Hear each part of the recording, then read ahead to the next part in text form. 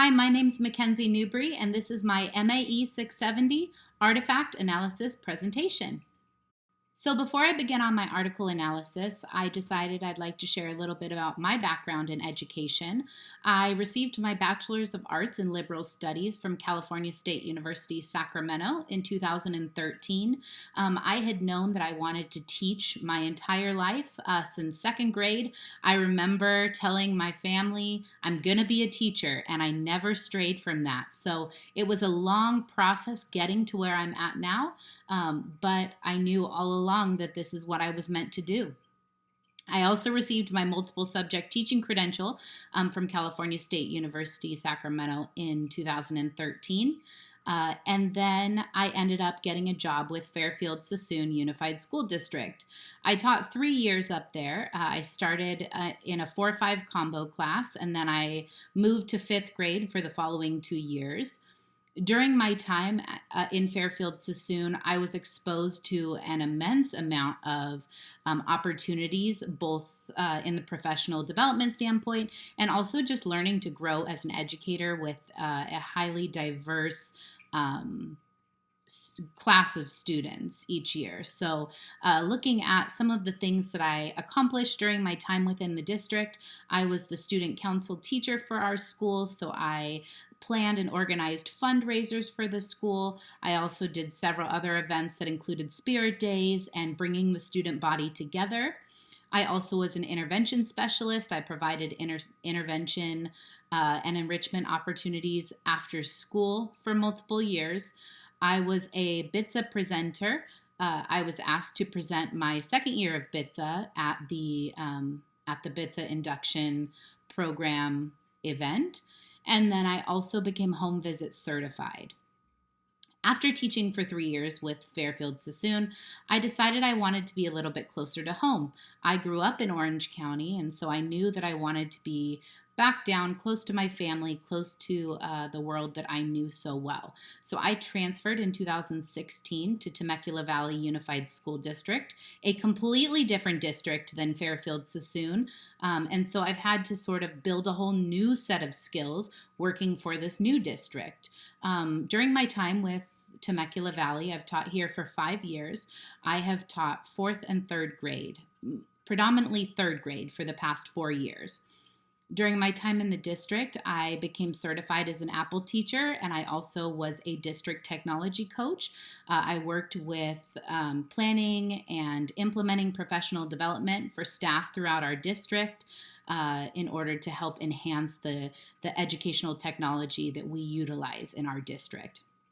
I also was a student success team member. I attended SSTs weekly and supported the general ed teachers as well as the other staff who was in the SSTs trying to get support for students. Which leads me to now my Master's of Art in Education. I'm about to finish that.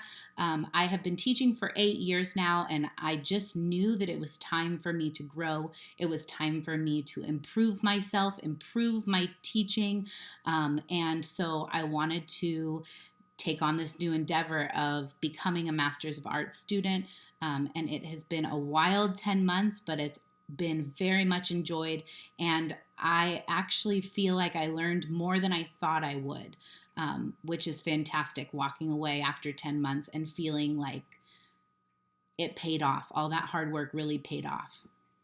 My plan of study course layout, as you can see, I took a wide range of courses throughout my plan of study, including technology courses, learner and learning courses, early childhood education courses, and then a course on social emotional learning.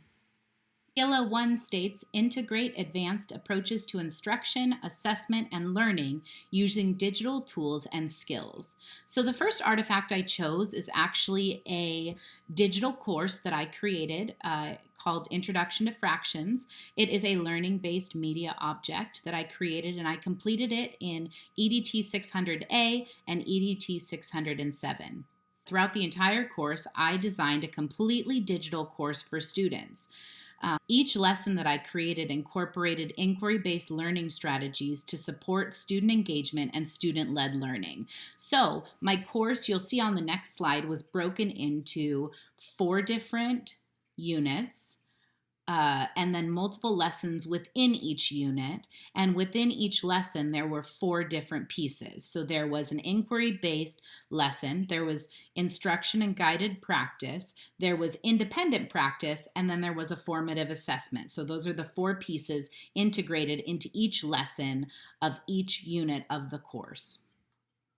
Another advanced approach is that I created digital assessments. They were included in each lesson, and they helped not only the students, but also the teacher, whoever's implementing this digital course, track progress regularly. So instead of it being a test at the end of the unit or maybe a test at the end of the chapter, this is a lesson-by-lesson assessment that really helps students track their proficiency as well as giving that data to the teacher.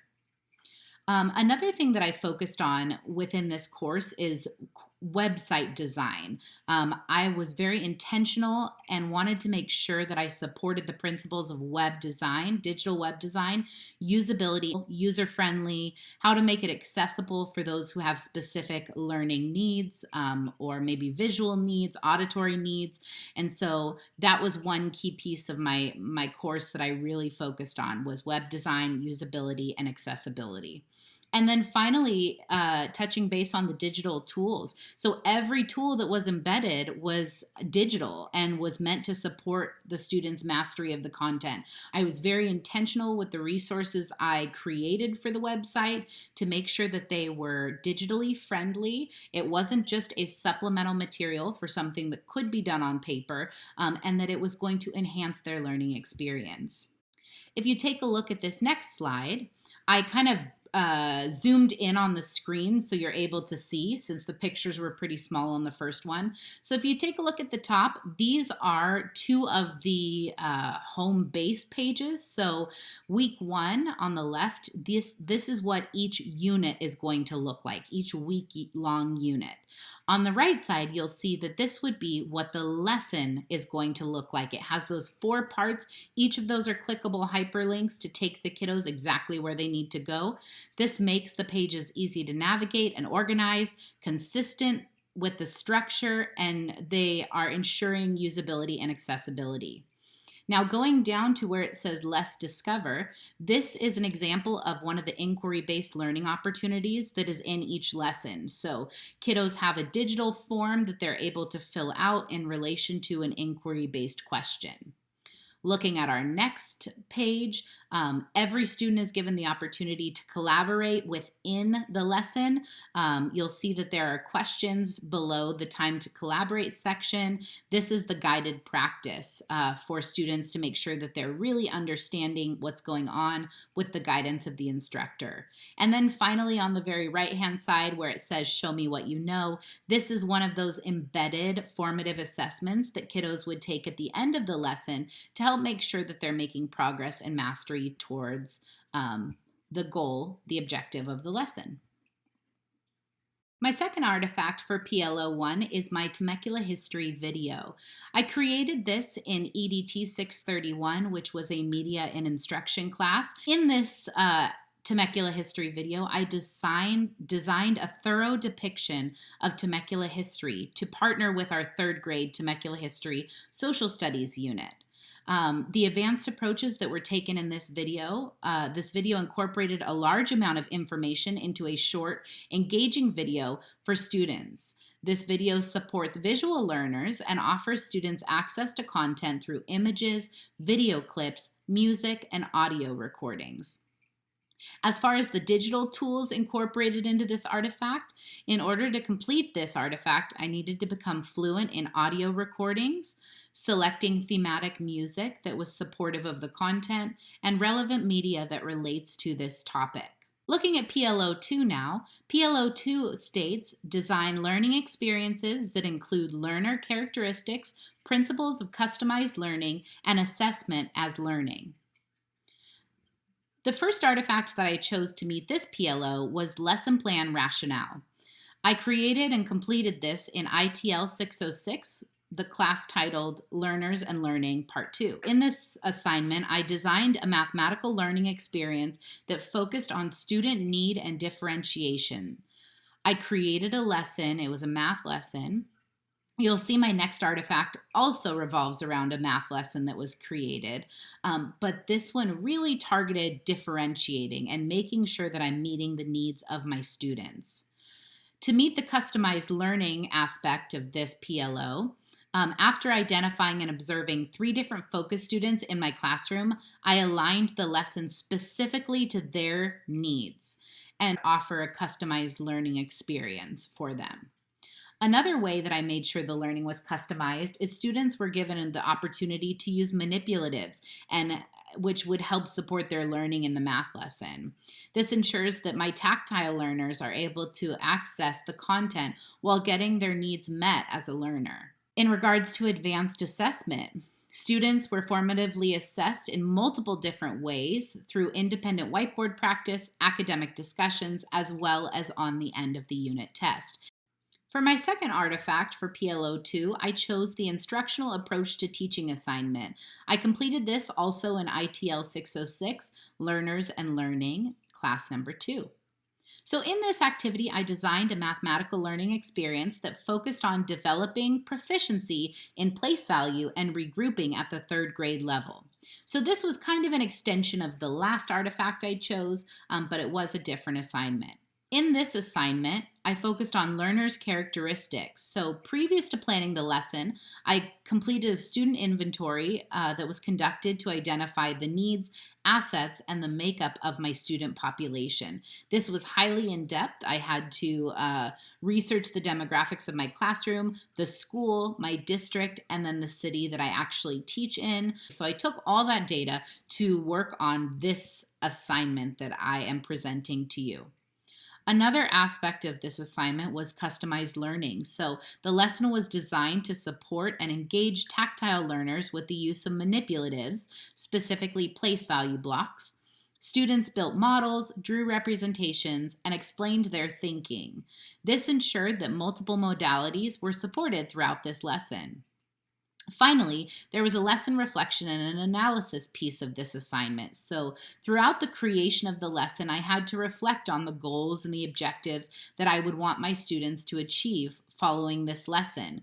These goals were both academic and behavioral. So usually when you create a lesson plan, you do not have a behavior element to the lesson plan. But in this assignment, I specifically had to create goals that were both academic as well as behavioral, and I tracked them in order to make sure that my students succeeded. Looking at PL03, PL03 states, apply practitioner research methods to study and inform instruction in traditional and digital learning environments.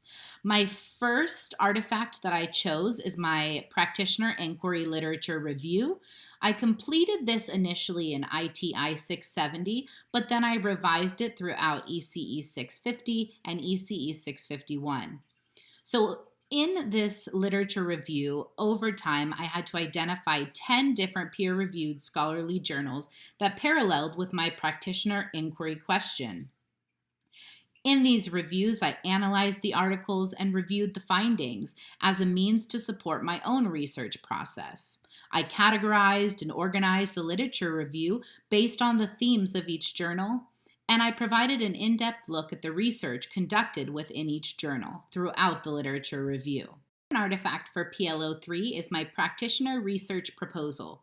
I began this research process in ITI 670, Introduction to Social Emotional Learning, and I've continued the research process in ECE 650 and ECE 651. Finally, I completed my research proposal in MAE 670 after completing and revising a literature review and a practitioner inquiry focus. In this research proposal, I combined all of the background analysis that I have done to begin preparing my practitioner research study. I began the research process within my own classroom. My research and the literature review I conducted have informed my instruction and enhanced the learning environment of my classroom. Moving on to the final PLO, PL04. I will develop reflective practices that are grounded in current learning, science research, professional ethics, and include pathways to continuous growth. So the first artifact that I chose for this PLO is the Vision for Educational Technology. I completed this vision in EDT 600A, which was Introduction to Technology. In this assignment, I reflected upon my own vision for educational technology and how it relates to my classroom teaching. Education has always played a vital role within my classroom, but this helped me really hone in on why I do what I do, why I place such value in educational technology, and what my goals are going forward.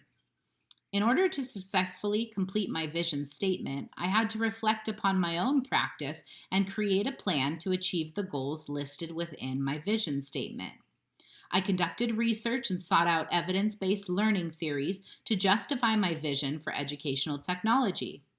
Once my vision was complete, I designed a website to share my vision and goals for educational technology with my colleagues, students, administration, and parents. You can see a picture of my website over on the left-hand side, and I'm planning on building on that as I continue to find resources to support my educational technology vision. My final artifact for PL04 is one of the most emotional projects that I had to do during this master's program. It really required me to reflect on my own identity and how that relates to those around me, whether it be my students or just other people I come into contact with. So this assignment was called the Cultural Identity, Stereotypes, Bias, and Norms assignment. It was completed in ITL 604, which is the Learners and Learning number 1 class. In this assignment, I reflected upon my own personal identity and I analyzed how my identity plays a role in bias, stereotypes, and societal norms. This assignment was the most reflective assignment I completed throughout the MIE program, as I said. It helped me to understand where my values lie and how they impact me as an educator. I was able to identify some bias, stereotype, and norms that I unknowingly held so that I was able to address them and work towards improving in those areas. Finally, I completed a hidden bias survey, which helped me to identify and reflect upon some of the hidden biases that I have and need to work on. So each of these artifacts has been a great representation of the development and the work that I've been doing over this past 10 months. I do feel like my research practice has really improved. I didn't know that I was a researcher until I actually completed this master's program. I also feel like the program helped to enhance my practice and increase my knowledge, skills, and the tools that I have as an educator. Overall, I do feel like I met the criterion of all of the PLOs for this program. And I look forward to wearing my Master's of Arts in Education title proudly, knowing that the work has been put in. Thank you.